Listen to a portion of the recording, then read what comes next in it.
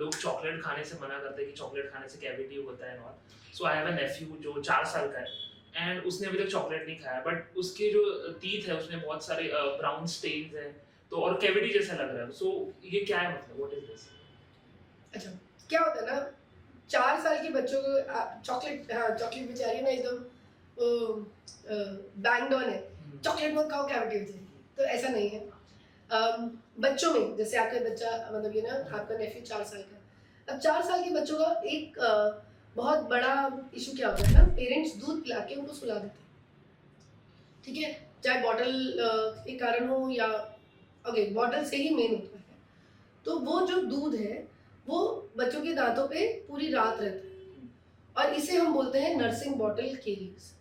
वो एक दांत में हो सकता है या बच्चों के मल्टीपल दांत में। अब ब्राउन या येलो या कैविटी ब्लैक अगर आपके बच्चों के मुंह में है तो आपको क्या लगता है कि नहीं नहीं ये तो क्या है, तो दांत गिर जाएंगे।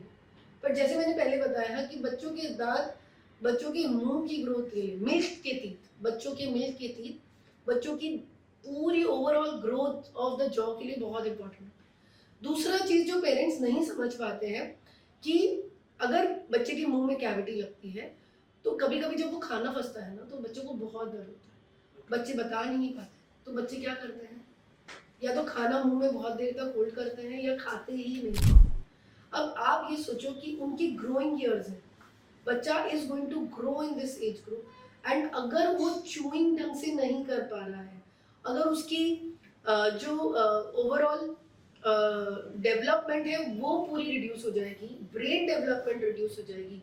So it is very important कि अगर आप अपने बच्चे में कोई भी वाइट के अलावा, अगर आपके बच्चों के दांत एकदम वाइट है, मतलब आपको ऐसा लग रहा है वाइट है और बीच में एक वाइट पैच है, तो भी आप डॉक्टर को दिखाएंगे, क्योंकि ये बहुत इम्पॉर्टेंट है कि आप चेकअप करवाएं, क्योंकि इसको हम बोलते हैं वाइट स्पॉट लीजन, मतलब उस एरिया का दांत आपका डीमिनरलाइज हो गया, मतलब आपका दांत वीक हो गया और वो ये जाकर आगे कैविटी में कन्वर्ट। ये जो पहला दाढ़ आती है ना, पहली दाढ़, उस दाढ़ में कैविटी लगना बहुत कॉमन होता है। और ऐसा नहीं है कि ये मैं कोई इनकम स्ट्रैटा पे ये नहीं है, फ्रैंकली स्पीकिंग में बताऊं कि अरे हम तो केयर लेते हैं। क्या होता है 3-4 साल के बच्चे के बाद बच्चे अपने आप ब्रशिंग शुरू कर देते हैं and they do not you know, parents don't brush their teeth and parents don't look into the children's mouth.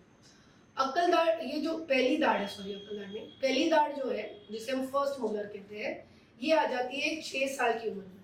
अब इसका प्रॉब्लम क्या है कि जब ये आ रही होती है तब बच्चे एकदम यंग होते हैं, उनको पीछे तक ब्रश करना नहीं आता और खाना वहाँ जमने लग जाता है और वो कैविटीज हो जाती है। तो मेरा सजेशन पेरेंट्स को है कि जब तक आपका चाइल्ड एकदम पीछे के दांतों तक ब्रश नहीं कर सकता, वंस इन अ डे या वंस इन 2 days आप बच्चे के दांतों को ब्रश करिए, स्पेशली पीछे के मोलर्स जो नए आ रहे हैं। नॉर्मली बच्चों के दांतों में क्या होता है कि ये दांत गिरते हैं और फिर नए दांत आते हैं, पर पहला मोलर जो है वो दांतों के पीछे आता है, मतलब उसमें कोई मिल्क टूथ गिरता नहीं है, इसलिए पेरेंट्स को पता भी नहीं पड़ता है कि ये दांत आ रहा है। और ये एक बहुत इंपॉर्टेंट चीज़ है। दूसरा एक फ्लूराइड ट्रीटमेंट जो मैंने पहले बताया, वापस से रिपीट कर देती हूँ कि एक यंग एज पे ही आप फ्लूराइड ट्रीटमेंट करवा लो।